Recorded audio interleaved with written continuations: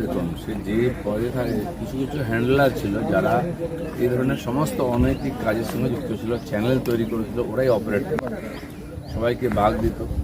তো সেইখান অবধি না পৌঁছালে এটা বন্ধ হবে না, আর সত্যি সত্যি যারা অপরাধী তারা ধরা পড়বে। এবার ধীরে ধীরে যত তদন্ত এগোচ্ছে তত ভেতরে ঢুকছে, আরও অনেকের নাম আসবে। নদীয়াতে রেলগেটের কাছে গুলি করে কুপিয়ে হত্যা করা হলো কংগ্রেস নেতা আনিসুর রহমান ও তার ছেলে। এই ধরনের হিংসা তো বরদাস্ত করা হবে না, নিশ্চয়ই এই ব্যাপারে পুলিশ প্রশাসন সক্রিয় হবে। কিন্তু পুরনো ঝগড়া যেগুলো রয়ে গেছে, এই যে এত বছর পশ্চিমবঙ্গ হিংসার রাজনীতি করে এসছে, দেখে এসছে, আর কিছু কিছু লোক এরকম আছে, দাগি লোক, সমাজ বিরোধী, তারা রাজনীতিতে এসে গেছে, তারা নেতা হয়ে গেছে, এমএলএ এমপি পর্যন্ত হয়ে গেছে। তাদের পুরনো রেকর্ড আছে, তার থেকে এখনও কিছু ডিস্টার্ব হচ্ছে। আমার মনে হয় ঠিক সময় এগুলো আর এর সমাধান হবে।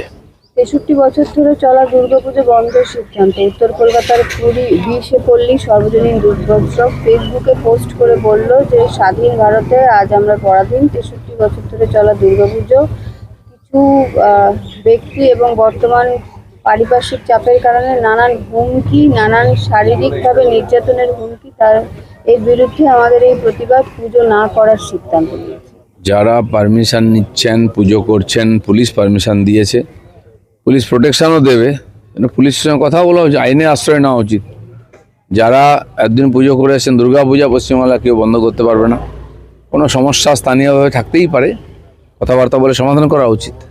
প্রায় 22 ঘন্টা জেরা করার পর বোলপুরের ফ্ল্যাট থেকে গ্রেফতার অনুব্রত মণ্ডলের প্রাক্তন দেহরক্ষী সাইকেল। দিল্লিতে ককরোচ জনতা পার্টির আন্দোলনে যোগ দেয়া এবং স্কুলের অব্যবস্থা প্রশাসনকে জানিয়ে দেব, এই কথা বলার জন্য এক আন্দোলনকারীর বাবাকে পিটিয়ে খুনের অভিযোগ বিজেপির বিরুদ্ধে উঠছে। অভিযোগ আসতেই পারে, সরকারের দায়িত্ব এই ধরনের বিষয়ে তদন্ত করা, আর যারা দোষী ব্যক্তি তাদেরকে সাজা দেওয়া। আমার নিশ্চয়ই সেটা হবে। আজ থেকে জনগণনা শুরু হলো বাড়ি বাড়ি গিয়ে। অলরেডি 1 তারিখ থেকে শুরু হয়ে গেছে সেলফ এনুমেরেশন, আমরাও করেছি। এবার 15 তারিখের পরে বাড়ি বাড়ি গিয়ে বাকি তথ্য আনা হবে। যারা করে নিয়েছেন তাদের কাজ এগিয়ে গেছে, 31টা প্রশ্নের উত্তর তারা দিয়ে দিয়েছেন অনলাইনে, বাকি তথ্য তারা নিয়ে নেবেন।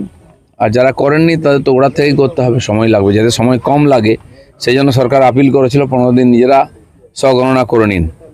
যারা করেছেন তাদের কাজ এগিয়ে গেছে।